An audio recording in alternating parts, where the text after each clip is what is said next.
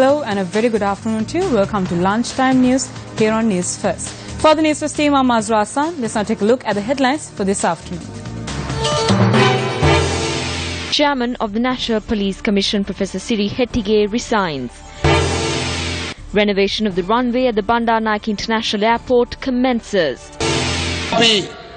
රනිල් වික්‍රමසිංහ මහත්තයාට කියනවා කොට්ටෝරුවට වෙච්ච දේ දැන් ඔයා කරගෙන තියෙන්නේ කොට්ටෝරුවට වෙච්ච දේ ඔයා කරගෙන තින්නේ Osama bin Laden's son Hamza added to US terror blacklist.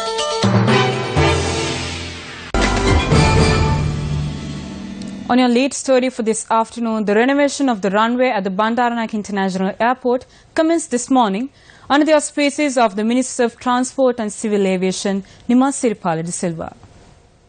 From today, the Bandar Naik International Airport will be closed daily for a period of 8 hours due to renovation work on the runway.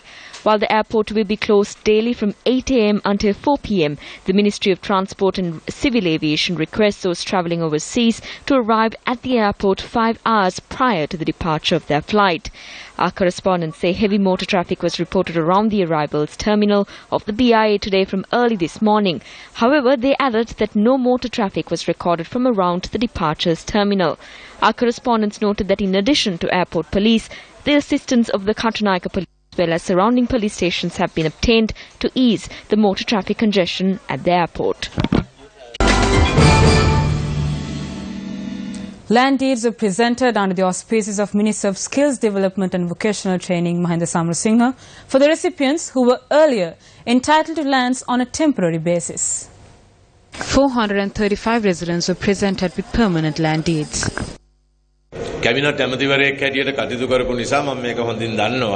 know this because I was functioning as a cabinet minister before. They did not give us this sort of opportunity where land deeds are presented at a district level. Everything was done under the auspices of the former president. There was no room to mention any other name, no matter how much we intervened in getting the job done, like presenting names as per eligibility from the district we represent. But all of this was done by just one person. That is Mahinda Rajapaksa. That is the kind of notion there was. But now the tables have turned thanks to the current president. When Minister Gamani Tilakasiri went up to him and told him that we should have this ceremony under his auspices, he said no. This should be conducted under Minister Mahinda Samarasinha. He said that those who intervened should be involved and that it should be held in the Kalutara district. We have now transitioned into a change of that nature.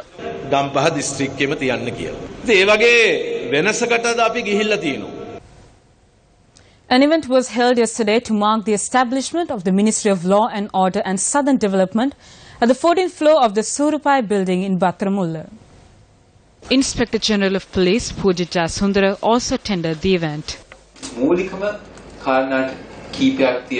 There are a few important issues. A country needs to be stable and it needs to be disciplined.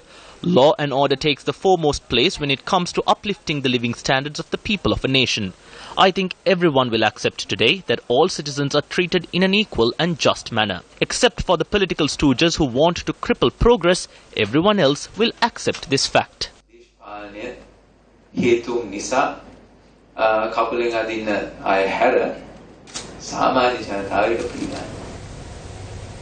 Chairman of the National Police Commission, Professor Siri Hettige, has tendered his resignation to the Constitutional Council. Secretary to the National Police Commission, Aryadas Kure, said that Professor Hettige decided to resign as he was offered a post of lecturer at a German university. However, Professor Hettige stated in his letter that although he is resigning from his post as chairman, he would continue as a member of the National Police Commission. Aryadas Kure said that Professor Hettige would return to the island in February after completing his overseas appointment. When News First made inquiries from the chairman of the Constitutional Council, Karujaya Surya, in this regard, he said that he accepted the resignation of Professor Siri Hettige. He went on to note that Professor Siri Hettige will be given the opportunity to serve as a member in the National Police Commission. President Maithripala Sirisena has appointed a committee to look into the establishment of a music academy in the name of the late Dr. Pandit Amaradeva.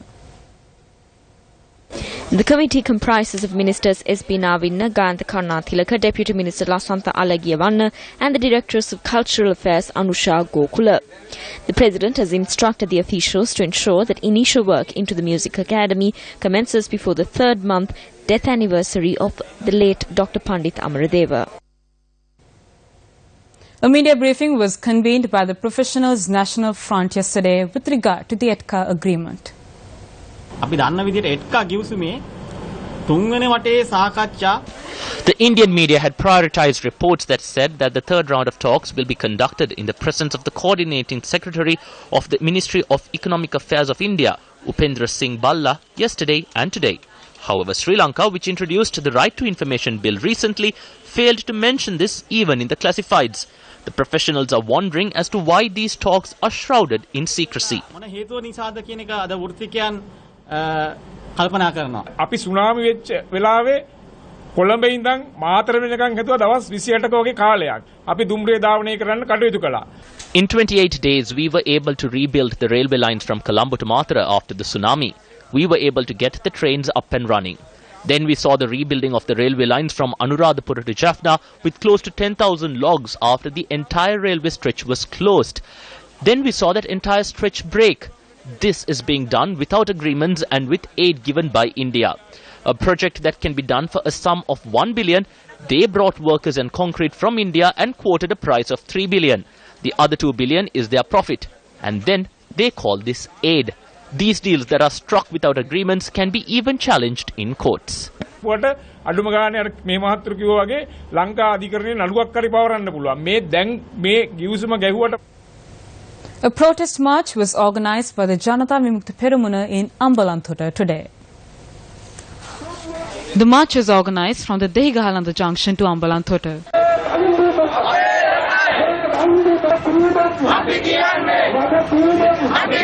Following the protest march, a public meeting was held under the auspices of the leader of JVP, Anuruddha Kumar Disanayaka. They have paved the way to sell the Hambantota port. They also have plans to sell 15,000 acres of land of the people in Hambantota. More plans are made to sell the eastern jetty of the harbour, the fuel tank complex, the mineral resources in Pulmudai, the lead mines in Kahatagaha, the Sultan in Hambantota and Mena, Lanka and the Hilton Hotel. The government is like an auctioneer of famous public properties.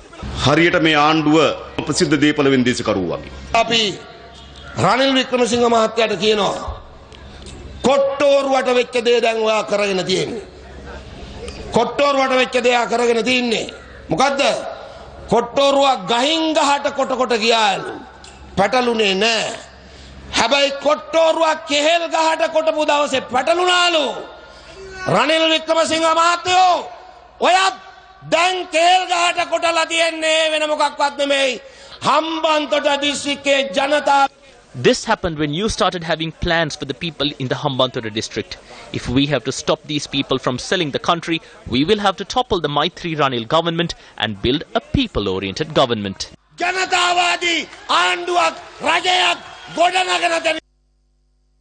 with that, we wrap up lunchtime news. Thank you for joining us. For the Newsfirst team, I'm Mazra Hassan. Have a good day.